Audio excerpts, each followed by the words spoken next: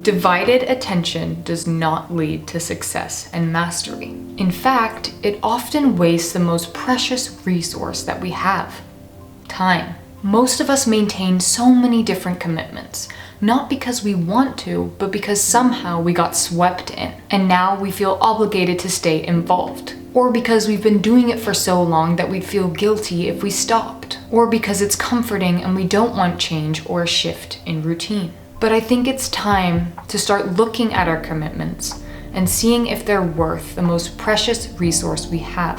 A resource that is truly finite. A resource that we cannot ask for more of. Time is going to pass either way.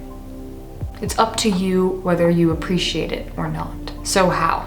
How do we know whether a commitment is worth our time? Here are 5 questions and an additional bonus one in order to find out which commitments of yours are worth maintaining and which ones it's time to kick to the curb. 1. Does the commitment excite you, or does the idea of the commitment excite you? There is a stark difference here that many people often overlook. Are you holding on to the idea of what you thought the commitment would be like? Or do you actually feel excited while partaking in the commitment? I like to judge this by the flow state.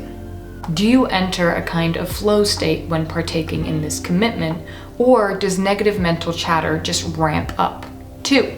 Are you learning, growing, and bettering yourself through this commitment? Is this commitment giving you tangible benefits? Do the pros outweigh the cons? 3. Is this commitment getting you one step closer to where you want to be in the future? Not every commitment has to get you somewhere physical, like a job or a location, but it is important that a commitment is getting you one step closer to your authentic self, closer to that best version of yourself that you strive to be. For example, does the commitment bring you closer to joy, fun, kindness, or any other character trait you aspire to be? Or are you not really getting any growth or learning from the commitment? 4.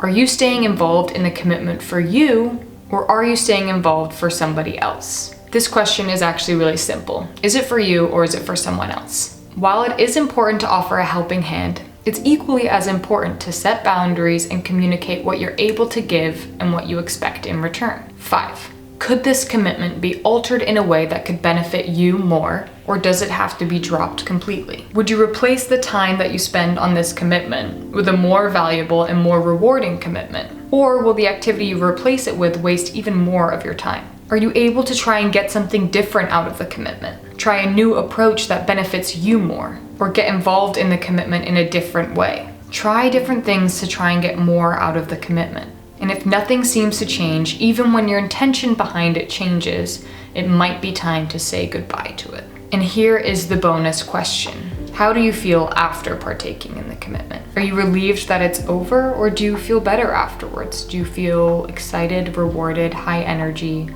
Notice these things. Use these questions to try and determine which commitments are worth maintaining and which ones it's time to say goodbye to. Because again, your time is the most precious resource you have. Organize and delegate it wisely. I hope these questions were able to help you like they help me. If you're still here, drop a like, drop a comment. Those really help me out, and I would appreciate it greatly. Thank you guys so much for watching. I hope you're able to find the smallest of takeaways from this video given the lifestyle that you live and the conditions that you face. And as a reminder, modifications of any of this advice is completely okay.